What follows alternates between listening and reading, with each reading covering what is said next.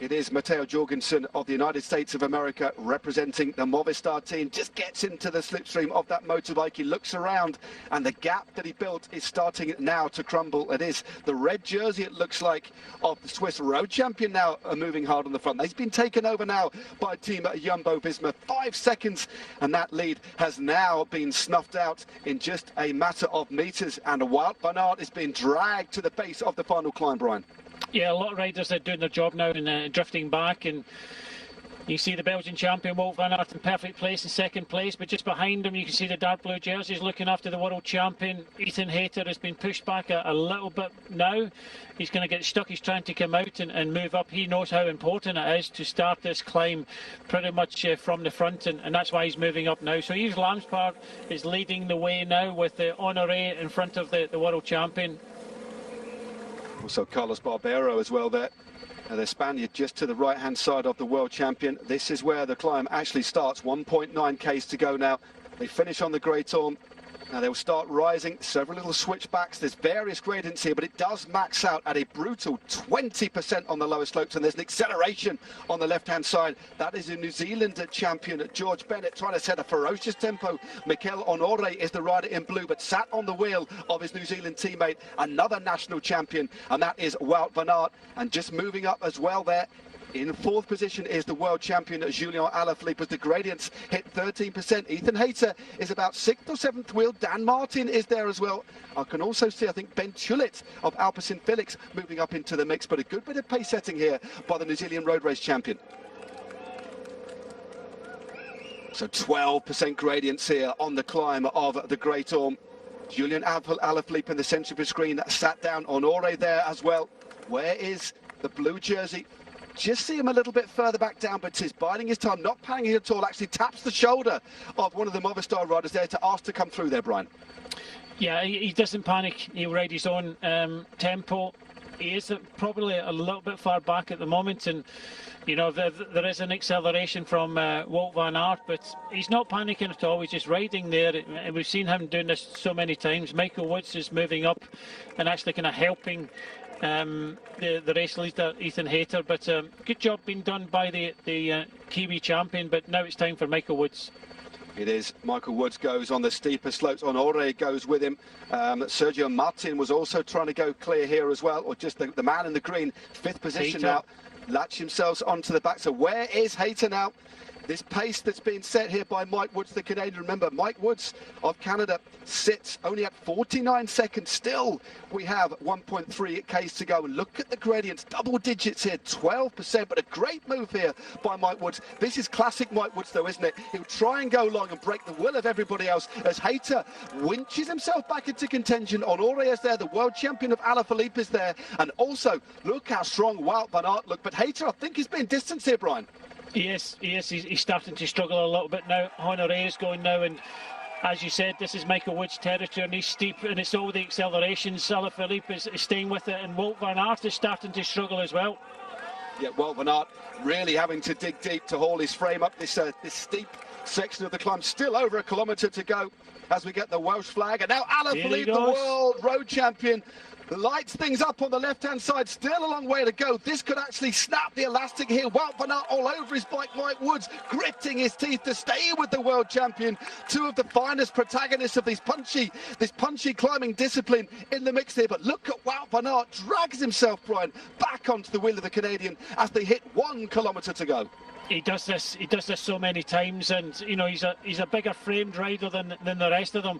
Alaphilippe made a big effort there, and equal to it was Michael Woods, but they are opening up a significant gap now. And Alaphilippe, he needs 23 seconds, and you've got to remember 10, 6 and 4 on the finishing line, but Wout van Aert is 16 seconds off that lead of Ethan Hayter.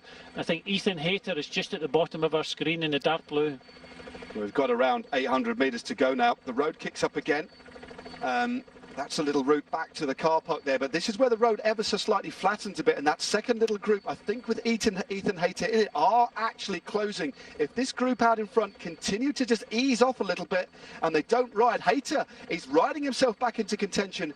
The rider on the wheel of Ethan Hayter was Mikel Honore. Honore won't do any riding at all, but this is where these three riders, if they want to open up a significant time gap, Brian, need to work together. It is Wout van Aert on the front, the Belgian road champion. In second position, the world road champion Julian Alaphilippe glances round. On his wheel is the Canadian Mike Woods as the gradient kicks again. Yeah, you can see that Wout van Aert is looking for time. He knows that he has to keep at a high tempo here, but Alaphilippe and Michael Woods, they're looking behind. They can see that Ethan Hayter is coming, but this is for the stage win. This is for the bonuses, and Michael Woods, he's determined to win this stage, but Alaphilippe, the acceleration that he's got in the legs, he's looking for the stage and potentially that leader's jersey. He is, but they're playing a little bit of cat and mouse as the round. And Hayter has clawed himself back into contention with 300 metres to go. Honore goes on the right-hand side. The rider from the Koenig Quickstep, remember, Honore's there as well. But he was matched and flanked straight away by Wout van Aert. So Honore leading things out now. 200 metres to go. Who's going to open things up? Alaphilippe goes on the right-hand side, turning a huge gear. Opens things up. Look at Wout van Aert on his wheel.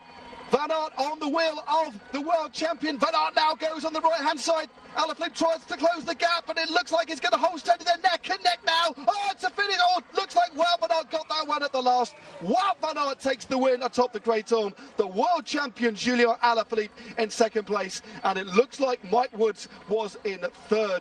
What a spectacular finish that was. A real ding-dong battle between two of the finest riders in the world.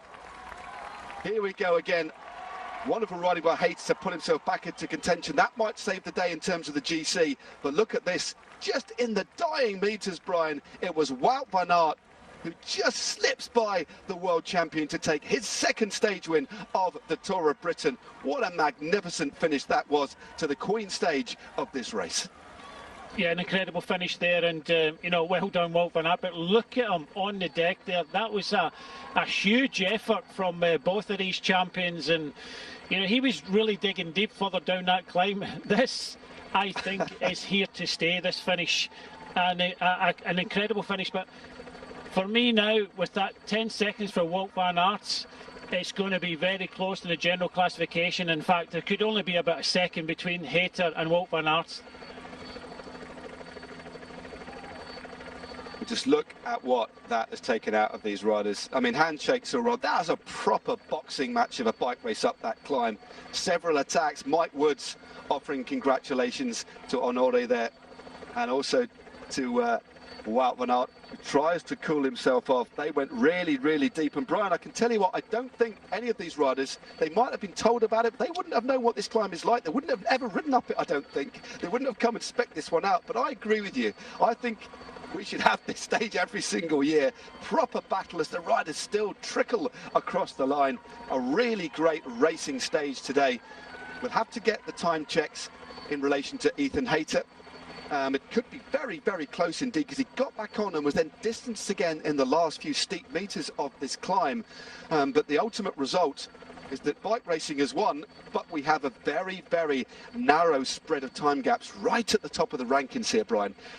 Pick the bones out of that one, but what a great advert for this race, and a brilliant battle amongst some of the finest riders in the world, honing their form for the World Championships to come in the next couple of weeks. And a great view there of the Great Orme itself.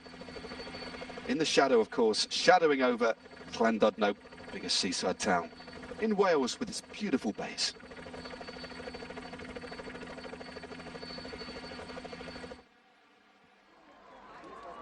Brian, this was the dying metres. What a comeback, though, by Mikel Honore as well to try and set up Alaphilippe. But wonderful timing there. These riders went so deep, but what a perfectly timed sprint. Well, I don't think it was just timing, was it? It was trying to squeeze things out as much as he could. That's all it was. It was just strength in the end. And, you know, Alaphilippe was the first one to go, and he was in a slightly bigger gear. You know, both of them were just giving it all they had, and you can see that after the finishing line when they keeled over. Terrific finish and really exciting right to the end. And But I think it's going to be really tight with the overall between Wout van Aert and Ethan Hayter. And I'm not going to call it. I think Ethan Hayter and Wout van Aert could he actually be tied in time there. I was trying to watch the clock. It went to 4 or 5 and then it kind of disappeared. So we don't know where Ethan Hayter finished. We're about to see that. But what a finish. Just watch Wout van Aert on the right-hand side there.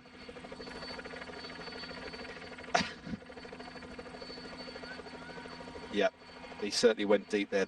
I mean, that was a proper effort. That was a brutal climb. Absolutely brutal. What a battle, though. And what a treat for the Welsh cycling fans here as well. Hopefully a treat for all of you at home. Thanks for joining us here on the GCN app. That was a real treat. As Julien Alaphilippe just waits to get some direction in relation to the way back. They're not allowed to ride back down the same way they came up, but there is another little route they can ride down, which is tremendously steep as well. But we'll still get confirmation, still waiting for confirmation, should I say, of the over result. There's Ben Tullett. He wasn't too far away. He might have clawed his way back up the general classification a bit. Although I think for him it's more the stage placing, because he's well out of it on the GC after that crash on the opening stage into Birmingham. And as we look at Nick Glamini there, the former King of the Mountains winner of the Tour of Britain. Good ride by the riders from Quebec and Nextast, but of course Maro Schmidt in that late breakaway. And they did have a couple of riders at or near the head of affairs. Carlos Barbero, I don't think was too far away for that squad. That's a great aerial shot of this of the Great Orme, and that really was a spectacular finish. I think that was a proper treat for all racing fans, Brian.